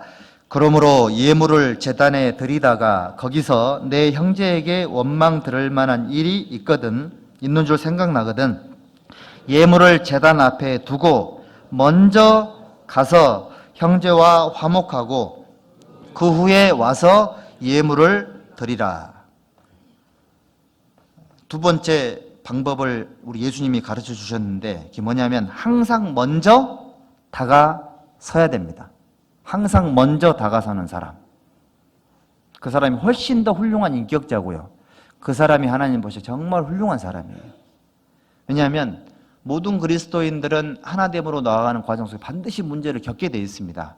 그것 자체는 잘못된 게 아니에요. 여러분들, 갈등이 생길 때 당황하지 마십시오. 과정입니다. 과정. 다툼이 깨지는 것도 과정이에요. 문제가 뭐냐면 이걸 어떻게 잘 극복할 거냐, 이게 정말 중요하거든요. 그러기 위해서는 항상 먼저 다가설 수 있는 용기가 필요합니다. 이 말씀을 읽어보면 하나님 앞에 예물을 드리는 것보다 더 우선순위가 뭐라고요? 나랑 문제가 생긴 형제에게 먼저 사과하는 게 더 우선순위인 거예요. 너희는 먼저 그의 나라와 그의 의를 구하라. 그리하면 이 모든 걸 너희에게 더하시리라. 우선순위가 있죠? 하나님께 예물을 드리는 것보다 더 우선순위가 뭐라고요? 예물을 드리다 보면 하나님께서 뭔가를 생각나게 하실 거예요. 내가 하나님께 개인적으로 드리는 영적 예배를 할 때에 하나님이 항상 생각나게 하는 게 뭐냐면 나 때문에 문제가 될 법했던 사람의 얼굴이 떠오를 겁니다. 그 상황이 떠오를 거고 떠오를 때 있으시죠? 그게 하나님 생각나게 하신 거예요. 그럼 어떻게 하라고요? 예물을 내려놓고 먼저 가서 사와야 됩니다. 먼저 다가서는 용기가 필요해요.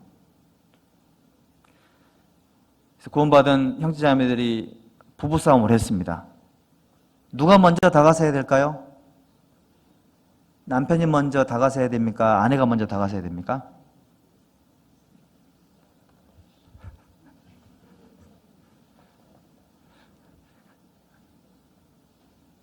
누가 먼저가 없죠.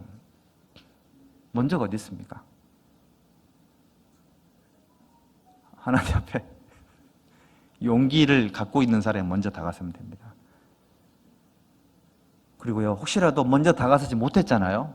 그랬으면 해가 지도록 분을 품지 말며 그 말씀을 생각하십시오. 해가 지도록 분을 품고 있으면 말씀에 불순종한 거예요. 말씀에 불순종한 상태로 죄가 있는 상태로 하는 기도를 하나님 들어준다고요? 안 들어준다고요? 안 들어줘요. 기도를 했는데 누군가한테 사과를 안 했어요. 용서를 구하지 않았습니다. 그러면 기도 응답이 될까요? 안 될까요? 그거부터 해결해 이렇게 말씀하십니다. 그거부터. 마음속에 문제부터 해결해 이렇게 말씀하세요. 문제부터. 누군가에게 원망 들을 만한 일이 생각나거든. 생각나시는 거 있으세요 혹시? 그런 게 생각나거들랑 먼저 사와랍니다. 예물을 내려놓고.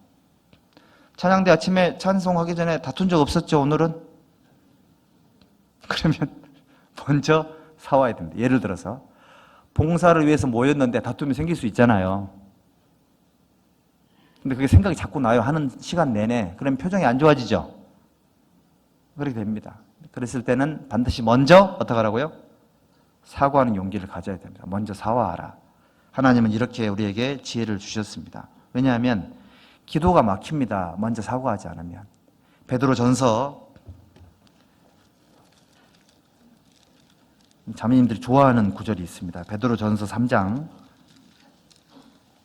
7절 보시면요.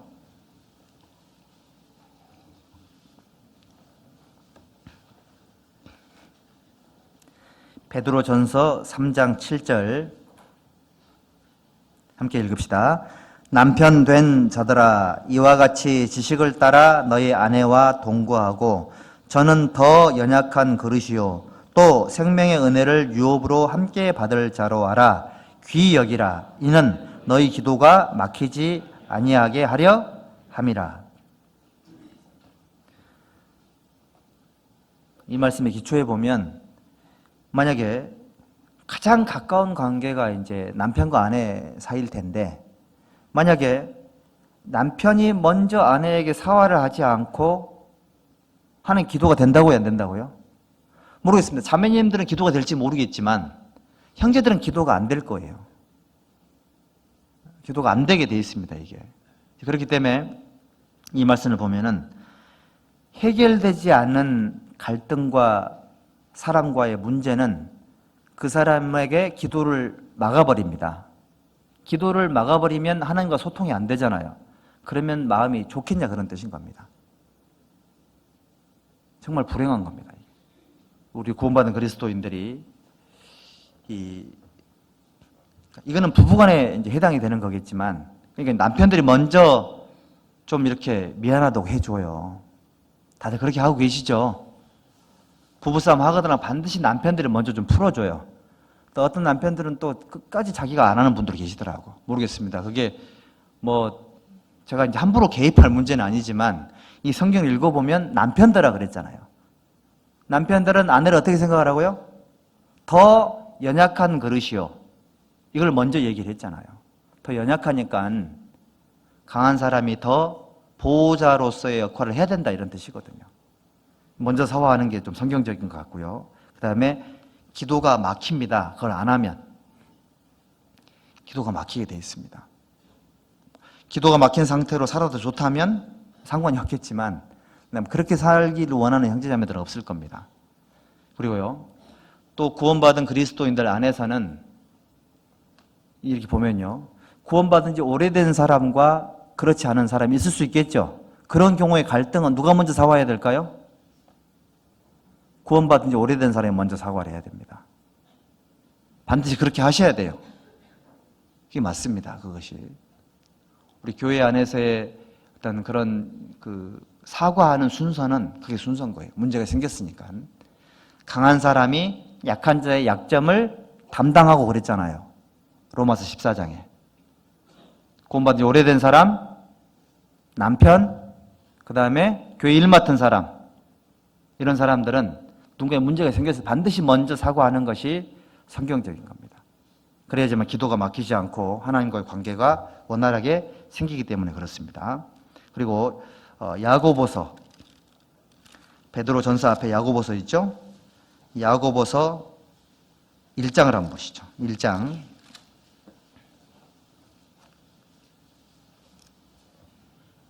야고보서 1장 19절입니다. 19절. 함께 읽어볼까요? 내 사랑하는 형제들아, 너희가 알거니와 사람마다 듣기는 속히 하고 말하기는 더디하며 성내기도 더디하라.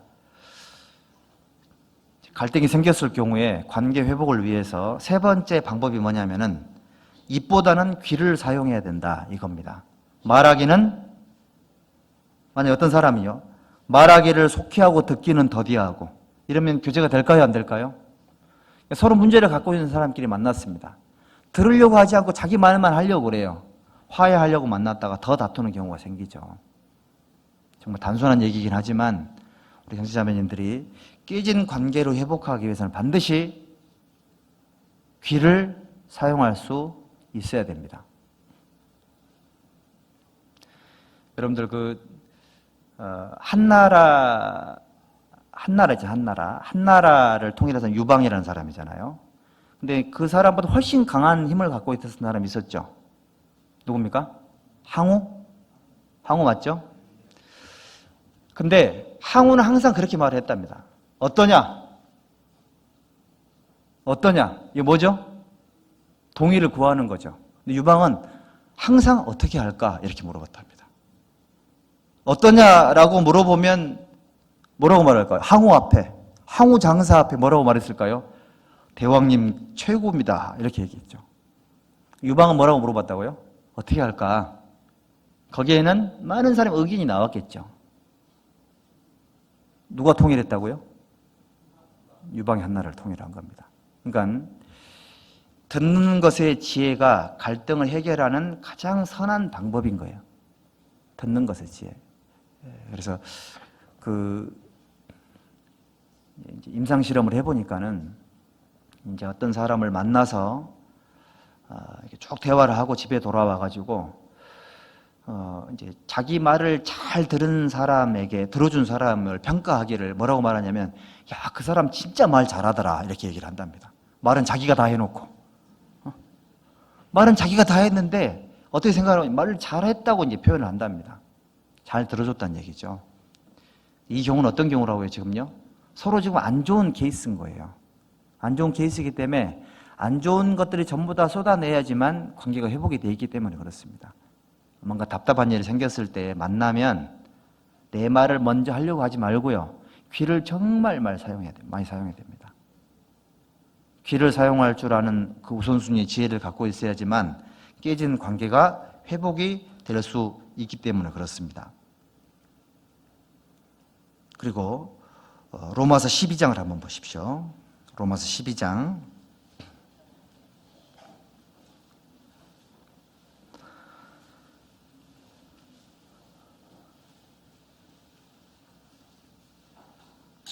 로마서 12장 15절, 16절 함께 읽읍시다.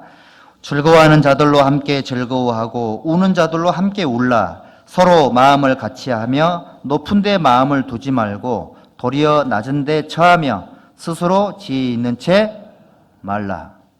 스스로 지혜 있는 채 하는 사람은 말을 많이 하죠. 하지만 서로 마음을 같이하여 높은 데 마음을 두지 않는 사람은 상황 자체가 안 좋은 상황인 거니까 높은 채 하는 것이 아니라 들으려고 하는 겸손함이 필요하다 이런 뜻인 겁니다. 그래서 귀를 사용하는 사람, 할 줄 아는 사람이 겸손한 사람이고 귀를 잘 사용하는 사람이 갈등을 해결할 수 있는 지혜를 갖고 있는 사람이고 귀를 잘 갖고 있는 사람은 사람의 마음도 헤아릴 수 있는 사람이다 이런 뜻인 겁니다. 교회 안에 그런 그리스도인들이 곳곳에 계셔야 교회가 건강해지고 튼튼해져요. 말하기를 좋아하는 사람들이 모여있는 교회가 고린도 교회예요. 고린도 교회는 얼마나 시기와 분쟁이 많았냐고요. 그렇죠? 시기와 분쟁만 많은 게 아니라 죄도 많았습니다. 다른 교회는 있지도 않는 그런 죄가 많았다고요. 그런데도 불구하고 말이 많고 말하기를 좋아하고 하나님 앞에 겸손한 사람보다는 하나님 주신 은사 같은 거를 막 이렇게 드러내는 걸 좋아하고 이러다 보니까요 교회가 시끄러워요. 그거는 지혜가 없었던 겁니다.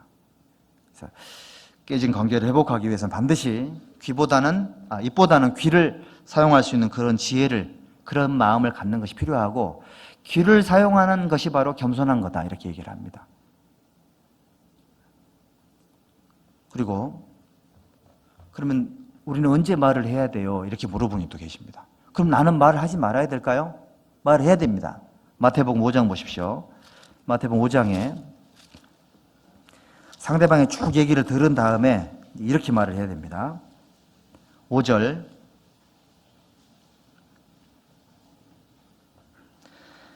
마태복음 7장입니다. 7장 5절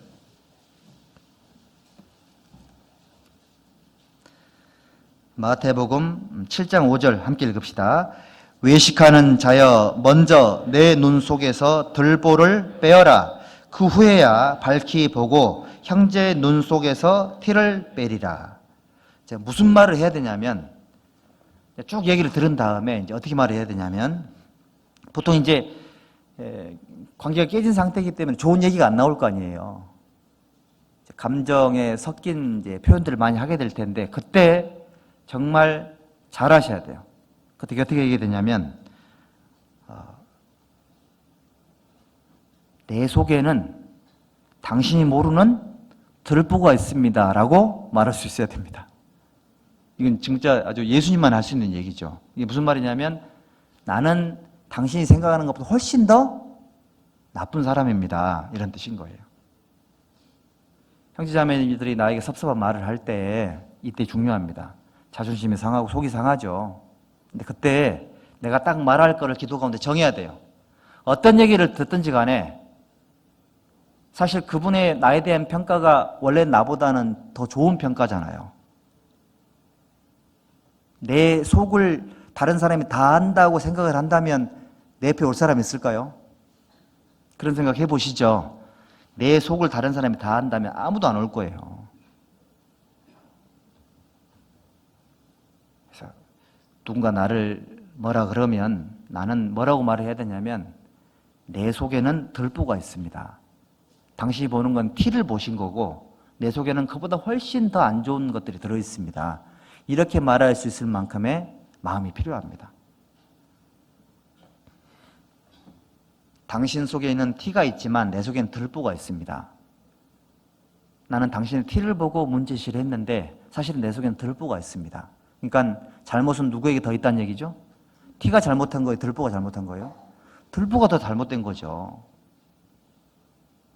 나에게도 잘못이 훨씬 크다라는 걸 알아야 됩니다. 그 사람을 소화할 수 없을 만큼 속이 좁았던 거고 그 사람의 말을 내가 들어주지 못할 만큼 귀가 없었던 거고 겸손하지 못했던 거예요. 그 사람의 말을 들을 때 사실이 아닌 걸 듣고 밀어내고 공격했을 만큼 나는 마음이 교만했던 거예요. 예수님과 나는 예수님 앞에 들보로 나을 예수님은 깨끗하신 분이잖아요. 예수님이 한 번도 나를 뭐라고 하지 않습니다. 지켜보시고 들어주시고 보호하시고 다시 기회를 주시잖아요. 그런 사랑을 받은 저희들이 이런 큰 들보를 갖고 있는 저희들이 티를 갖고 있는 형제자매들과의 갈등이 생겼다. 내가 해야 될 말은 딱 정해져 있습니다. 형제님, 자매님, 사실은 제 속에는 더 큰 들보가 있습니다. 이런 마음을 가지면요 미안합니다, 죄송하다는 말이 자연스럽게 나와요. 상황을 모면하기 위한 그런 어떤 이빨린 얘기가 아니고요.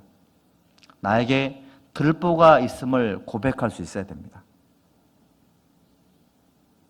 너도 잘못했고 나도 잘못했고, 그거를 그 자리에서 정하는 것은 하나님이 하시는 거고요. 형제 자매들에게 잘못을 어떤 분들 막 그 고백받기를 원하는 분들이 있을 텐데, 그건 하나님이 판단하신 문제고, 나는 하나님 앞에 이런 부족한 부분이 있다는 것을 말할 수 있을 만큼의 겸손함이 필요합니다. 그래서 나에게는 큰 잘못이 있었다라는 거, 이걸 우리가 알아야 됩니다. 그러니까 시시비비를 차지하고라도, 제껴놓더라도 이 문제 자체가 생긴 것 자체가 하나님 앞에 큰 잘못이다라는 것을 인정하는 것이 우리가 해야 될 말인 겁니다. 그리고 고린도전서 6장을 보십시오. 고린도전서 6장에 보면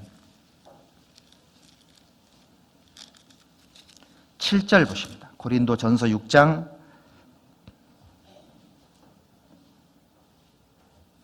7절, 8절, 7절과 8절 함께 읽읍시다. 너희가 피차 송사함으로 너희 가운데 이미 완연한 허물이 있나니 차라리 불의를 당하는 것이 낫지 아니하며 차라리 속는 것이 낫지 아니하냐. 너희는 불의를 행하고 속이는구나. 저는 너희 형제로다. 이렇게 말씀을 하셨죠. 바울 사도는 이렇게 말합니다. 하도 싸우는 고린도 교회 형제들에게 이렇게 말합니다. 차라리 불의를 당하는 게 낫지 않으며 차라리 속는 게 낫지 아니하냐. 형제자매니까. 고린도 교회 성도들은 시시비비를 가려서 누가 잘했고 누가 잘못했는지를 결정을 지으려고, 심지어는 교회 바깥에 세상 사람들에게 잘잘못을 분별해달라는 청원까지 했던 사람들인 거예요. 교회 내 문제를 가지고, 마치 요즘 어떤 교회에서 후계자 문제를 놓고 법원에 고소를 해가지고 교회나 하나님이나 성경을 전혀 모르는 법관들이 교회 문제를 판단하게 만드는 그런 똑같은 현상들이 고린도 교회에 있었던 거예요. 여러분들, 구원받지 못한 사람이 세상에 있는 사람들이 교회 문제를 해결할 수 있어요, 없어요? 불가능하죠. 하나님만 해결할 수 있는 겁니다. 그런데 고린도 교회 성도들은 자기가 옳다라는 걸 증명하기 위해서 수단과 방법을 사용을 했던 거예요. 그러니까 문제가 해결되기는커녕 더 갈등의 골이 깊어진 경우인 겁니다. 이럴 때요, 이거 생각이 듭니다, 여러분들. 문제가 생길 때 항상 누가 잘못했냐라는 걸 생각하지 말고 항상 뭐가 문제냐 이걸 봐야 됩니다. 누가 잘못했냐라고 생각을 하면 사람 자체가 완전히 부정이 되거든요. 부인이 됩니다. 그 사람이 잘하는 것도 있고 좋은 것도 많은데 또 불구하고 누가 문제냐라고 접근하면 그 사람 전체가 잘못된 것처럼 보인다, 그런 뜻인 거예요. 근데 뭐가 문제냐 놓고 보면은 그 부분만 부각이 돼요. 그러면 그 사람 자체는 마음속에서 이렇게 판단을 하거나 정죄하거나 이런 마음이 사라지게 되어 있습니다. 근데 이제 많은 그리스도인들이 의외로요, 그런 경우들이 많더라고요. 문제가 생기면 그 사람 자체가 완전히 몹쓸 사람인 것처럼 이렇게 해버립니다. 그리고 그런 소식을 전해 들을 때도 마찬가지예요. 본인이 안 겪어봤잖아요. 그렇죠? 본인이 겪어보지 않았음에도 불구하고 들은 얘기만 갖고 판단하는 경우도 많고요.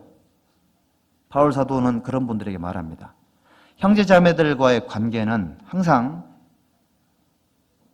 사람을 공격하면 안 되는 거다. 그러니까 고린도 교회 성도들은 사람을 공격했기 때문에 문제가 생긴 거예요. 사람이 아니라 뭐가 문제냐, 누가 문제냐가 아니라 뭐가 문제냐, 이걸 봐야 돼요.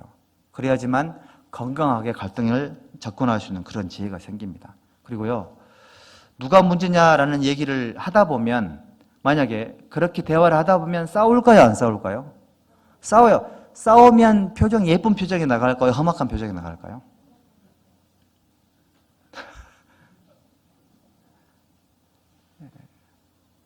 잠언 하나 봅시다. 잠언 15장 하나 보시죠. 그래서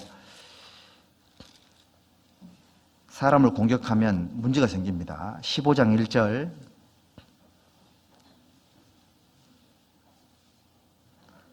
자, 잠언 15장 1절 함께 읽읍시다.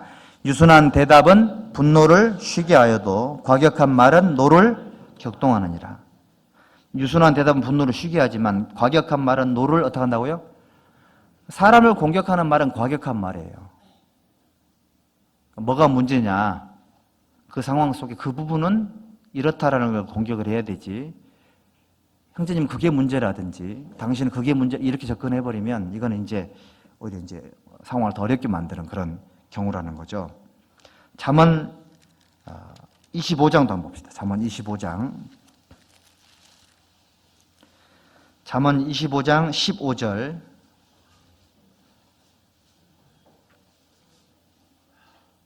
잠언 25장 15절 함께 읽읍시다. 오래 참으면 관원이 그 말을 용납하나니 부드러운 혀는 뼈를 꺾느니라. 잠언 19장 11절에도요. 노하기를 더디하는 자는 지혜로운 사람의 슬기라고 그랬는데요. 다들 아시겠지만 그 미국하고 소련이 굉장히 냉전 시기가 있었잖아요. 그러니까 소련과 미국이 아주 아주 긴장 상태로 있는 그런 시기에도요. 생화학 무기나 핵무기는 절대로 사용해서는 안 된다. 그런 불문율이 있었답니다. 불문율. 왜냐하면 그 결과 두 나라의 갈등으로 전 세계가 완전히 멸망하게 될 수 있기 때문에 그런 극단적인 선택은 정말로 하지 않도록 노력을 했다 그런 뜻인 겁니다. 우리 형제자매들 간에 아무리 문제가 생겨도요. 교회 안에서 만약에 교회 안에 서로 형제자매들 간에 싸우다가 욕을 했다고 생각을 한번 해보세요. 그 자리에 내가 있었어요. 예를 들어서. 그러면 평생 그 상처가 남을까요? 안 남을까요? 큰일 납니다, 여러분들. 형제자매들과 막 소리 지르고 싸우는 걸 누가 들었거나 그 자리에 있었다고 생각을 해봐요. 이거는 큰일인 거예요, 큰일. 그 정도 돼버리면 누가 잘못했냐 잘했냐보다는 더 큰 문제가 생긴 거예요. 하나님의 몸된 교회 안에서 선을 넘어버린 케이스거든요. 이건 너무너무 무서운 일인 겁니다. 그런 일들이 생겨서는 안 되는 겁니다.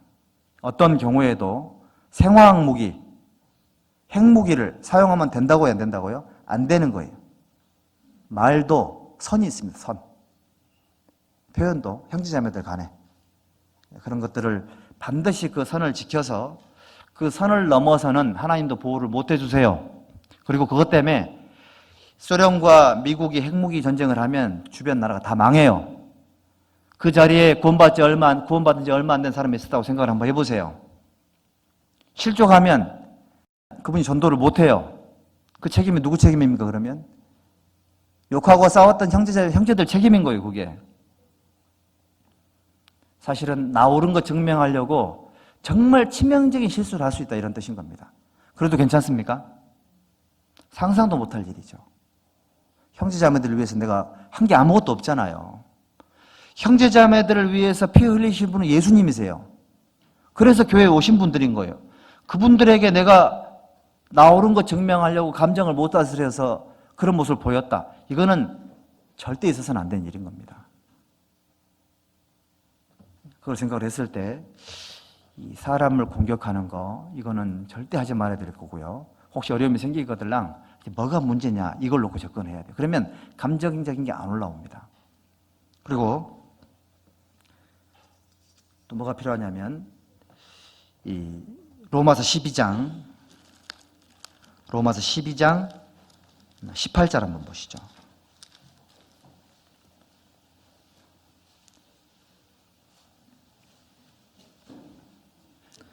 로마서 12장 18절 같이 읽읍시다. 할 수 있거든 너희로서는 모든 사람으로 더불어 평화하라. 제가 이 말씀은 좀 생각을 좀 많이 해봤습니다. 저도 이제 경험을 많이 했을 거 아닙니까? 형제자매들과 갈등을 경험을 많이 했는데 항상 이렇게 뭔가 화해를 하려고 하다 보면요. 관계를 복원시키려면 반드시 대가를 지불을 해야 되더라고요. 대가를. 죄의 삭시 뭐죠? 사망이에요, 사망. 죄라는 것을 갚으려면 내가 목숨을 걸어야지만 값이 갚아져요. 형제자매들과 갈등이 생겼습니다. 값을 지불하지 않고 문제가 해결될까요? 값이 지불이 돼야 돼요. 그게 뭘까요? 내 자존심, 이걸 지불해야 됩니다. 지불할 게 많아요. 할 수 있거든. 그래서 이렇게 말씀하셨다는 생각이 듭니다. 할 수 있거든. 교회 유익이 된다면, 그분이 신앙에 도움이 된다면 기꺼이 죽어주고 낮아주고 맞춰줄 수 있을 만큼의 인격이 돼야 되지 않겠습니까? 할 수 있거든. 그래서 말씀하신 겁니다. 그런 믿음이 있으시거들랑 그런 가치를 안다면 얼마든지 죽어줄 수 있죠. 얼마든지 맞춰줄 수 있는 거예요. 뭘 위해서요? 교회를 위해서, 그분의 신앙을 위해서, 예수님을 위해서. 그 정도 값을 지불할 수 있어야 돼요. 대가가 필요합니다. 할 수 있거든 모든 사람으로 더불어 평화하라. 할 수 있거들랑 이거는 값이 따라갑니다. 어떤 경우에는 강제적인 상황 속에 놓여서 값을 지불해야 될 때도 옵니다. 이럴 때도 은혜의 힘을 알아야 됩니다. 여러분들. 그래서 할 수 있거든 이 말씀 속에 우리 깨진 관계를 회복하기 위해서는 내가 내려놔야 될 것, 포기해야 될 것, 그 다음에 지불해야 될 이 가치들이 많습니다. 내 걸 그대로 갖고 있는 상태로는 아무것도 회복이 안 돼요. 여러분들 그 조조라는 사람이 그 삶의 철학이 뭐냐면 허허실실이랍니다. 허허실실. 그 유비는 코드 인사였잖아요, 그렇죠? 유비는 코드 인사를 갖고 있었고 조조는 허허실실이라는 코드를 갖고 있었다고 합니다. 그러니까 조조는 도덕성이든 뭐든 이런 게 중요하지 않고요. 허허실실인 거예요. 강한 사람에게는 때로는 강하게 때로는 약하게, 약한 사람에게는 때로는 또 강하게 때로는 약하게. 그러니까 유연성의 어떤 장점이 있었다 이런 뜻인 겁니다. 우리 그리스도인들은 형제자매들을 대할 때 적군이 아니니까요. 그렇죠? 형제자매들은 적군이 아니에요. 전부 다 아군이기 때문에 허허실실로 대하는 게 필요해요. 강한 사람은 강하게 이렇게 나서면 강하게 인정해드리고, 그거 못 해줍니까 그거? 해드려요. 당연히 해드려야 됩니다. 그게 필요하다 그런 뜻인 겁니다. 사람이 세워진다라면 값을 지불할 수 있는 그런 용기도 반드시 필요합니다. 그리고 또 한 가지는 이제 문제가 생긴 거니까 문제가 생겼을 때 이제 이 관계를 회복시키는 거잖아요, 그렇죠? 근데 우리 대부분의 사람들은 이 문제가 해결돼야지만 화해가 될 거라고 생각을 합니다. 근데 그렇지 않습니다. 그 문제라는 게요, 어떤 경우에는 해결되지 않는 문제들도 많아요. 그리고 어떤 경우에는 하나님이 굽게 하신 경우가 있어요. 해결이 안 되는 게 있다고요. 그거는 그냥 그대로 내버려 두고 오랫동안 끌고 가야 될 것들도 많습니다, 여러분들. 중요한 게 뭐냐면 문제 해결이 목표가 아니라 화해하는 쪽에다가 목표를 둬야 돼요. 문제가 해결돼야지만 화해가 된다. 그 전제를 버리셔야 돼요.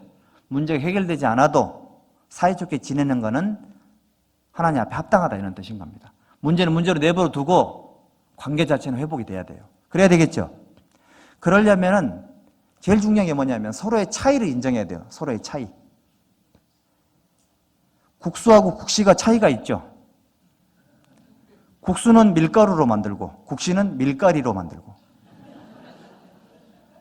국수는 가게에서 팔고 국시는 전방에서 팔고, 국수는 아줌마가 팔고 국시는 아지매가 팔고요. 국수는 봉지에 담고 국시는 봉다리에 담습니다. 봉지는 침으로 붙이고 봉다리는 춤으로 붙인답니다. 침은 혓바닥에서 나오고 춤은 쌔바닥에서 나온다면서요. 차이가 있는 거죠, 여러분들. 차이가 있습니다. 서로의 차이를 인정하는 게 정말 중요해요. 관점이 다르거든요. 우리 임원 모임 때 기질 테스트를 했습니다. 사실은 혈액형 분류보다 기질 분류가 훨씬 더 객관성이 있는 겁니다. 요즘 그런 거 많죠? 자기 자신이 어떤 성향임을 알아야지만 이게 단점인 건지 기질인 건지를 빨리 파악을 해야 돼요. 사람이 다 똑같을 수는 없는 거예요. 그런 얘기 아시죠? 항상 세모는 네모를 부러워한답니다. 왜? 넉넉해 보이잖아요. 네모는 동그라미를 부러워하죠. 원만해 보이니까는. 그 원만한 동그라미는 항상 세모를 부러워합니다. 세련돼 보이거든요. 교회 안에는 네모, 세모, 동그라미가 다 섞여서 합니다. 결대로 살아야 돼, 결대로. 누구처럼 되려고 할 필요는 없습니다. 하나님이 내게 주신 독특한 기질이 있고 독특한 성향이 있기 때문에 그런 것들을 보호하고 아끼고 사랑하는 과정 속에서 서로서로 조율하는 과정이 필요합니다. 그런 속도가 너무 지나쳤을 경우에 생기는 게 갈등이기 때문에 그런 부분들을 해결하기 위해서는 문제가 해결되지 않아도 서로의 차이를 인정하고 서로서로를 어떻게 하라고요? 용납해 주는 게 필요해요. 본문으로 돌아갑니다. 에베소서 4장 1절 보시면, 자, 그러므로 주 안에서 갇힌 내가 너희를 권하노니 너희가 부르심을 입은 부름에 합당하게 행하여 그랬죠. 자, 부르심을 입은 부름이 뭘까요? 구원받은 거잖아요. 그렇죠? 구원을 받은 그리스도인들에게는 합당하게 행해야 된다. 그게 뭐냐면 모든 겸손과 온유와 오래 참음과 사랑과 서로 용납하는 것과 평안에 매는 줄을 가지고 성령이 하나 되게 하신 것을 힘써 지켜야 된다. 이것이 바로 구원받은 그리스도인들이 교제하는 목적이고, 이 교제가 가꾸어져야 될 목적이고, 깨진 관계가 회복돼야 될 목표인 겁니다. 하나님이 원하는 거예요. 오늘 해지기 전에 사과해야 될 분이 있으면 얼른 사과하십시오. 형제자매들에게. 그런 용기를 가져야 돼요. 내 눈에는 들보가 있었음을 고백을 하셔야 돼요. 정 용기가 안 나가들랑 카톡을 보내십시오. 혹시 저를 욕하셨던 분이 계신다면 제가 카톡을 받아드리겠습니다. 여러분들, 우리 그런 용기가 필요합니다. 왜죠? 우리는 가족이잖아요, 가족. 하나님만 한 가족인 겁니다. 형제자매들은 경계의 대상이 아니에요. 적군이 아니라고요. 전부 다 우리 편이고 내 편인 거예요. 하나님의 권속인 겁니다. 하나님과 예수님이 하나가 된 것처럼 그 정도 될 때까지 어떻게 될까요? 계속 교제를 가꾸어 나가야 되고, 교제를 가꾸는 속에 생기는 갈등들도 어떻게 된다고요? 풀고 뛰어넘고 더 친밀한 관계로 나아가는 것이 우리가 이 자리에 모인 목적이고, 서로 사귀는 목적이고 교제하는 목적인 겁니다. 그것이 하나님이 우리를 구원하신 또 다른 삶의 목적이에요. 첫 번째 목적은 전도하기 위해서, 구원받지 못한 사람에게 주님의 복음을 전하기 위해서 우리를 구원하셨고, 두 번째 목적은 서로 사랑하는 걸 통해서 하나님의 가족들은 이렇게 산다, 이걸 이방인들에게 보여주고 싶었던 거예요. 그게 하나님의 마음인 겁니다. 그런 기준을 갖고 선한 교제를 위해서 힘썼으면 좋겠습니다. 기도하겠습니다. 우리 영혼을 구원해 주신 아버지 하나님 감사합니다. 부족한 사람들이 하나님 안에 함께 모여 있습니다. 하나님의 가족들이 어떻게 살아야 된다는 것을 때마다 일마다 일깨워 주셔서 우리 어리석음을 깨닫고 겸손하게 하나님과 교회 안에서 행할 수 있도록 도와주시기를 원합니다. 우리의 모든 남은 시간들, 남은 생애를 전능하신 하나님의 능력의 말씀께 의지합니다. 주 예수님의 이름으로 기도드렸습니다. 아멘.